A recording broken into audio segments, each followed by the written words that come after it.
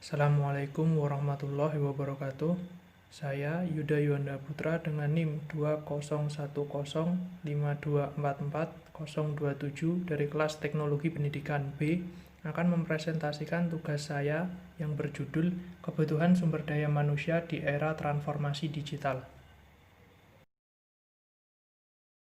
Perkembangan teknologi dalam kehidupan dimulai dari proses sederhana dalam kehidupan sehari-hari sampai pada tingkat pemenuhan kepuasan sebagai individu dan makhluk sosial.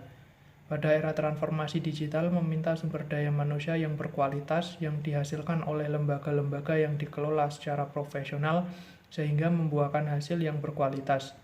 Tuntutan-tuntutan yang serba baru tersebut meminta berbagai terobosan dalam berpikir, menyusun konsep, dan tindakan-tindakan.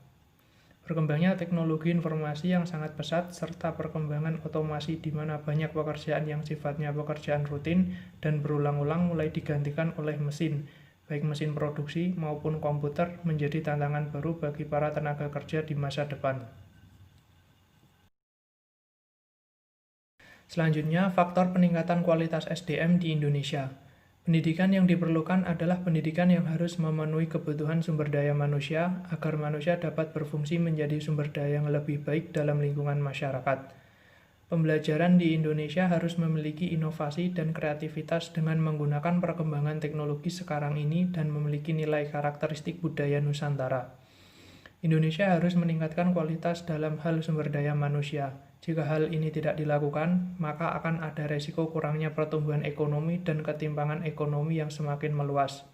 Melalui pendidikan dan pelatihan sumber daya manusia dapat meningkatkan kemampuan secara teknis, teoritis, konseptual, dan etika tenaga kerja yang sesuai dengan kebutuhan pekerjaan. Selanjutnya, masalah utama peningkatan sumber daya manusia. Yang pertama, rata-rata angkatan kerja Indonesia memiliki keterampilan rendah atau low skill. Yang kedua, lapangan kerja yang ada di Indonesia tumbuh selama 4 tahun terakhir tidak berhasil diisi oleh jenis keahlian yang cocok atau skill mismatch.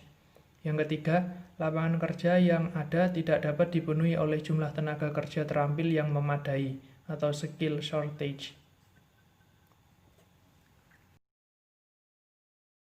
Solusi untuk mencapai SDM yang berkualitas. Yang pertama, dengan memperluas volume dan kualitas pelatihan vokasi dan pemagangan kerja bagi calon tenaga kerja.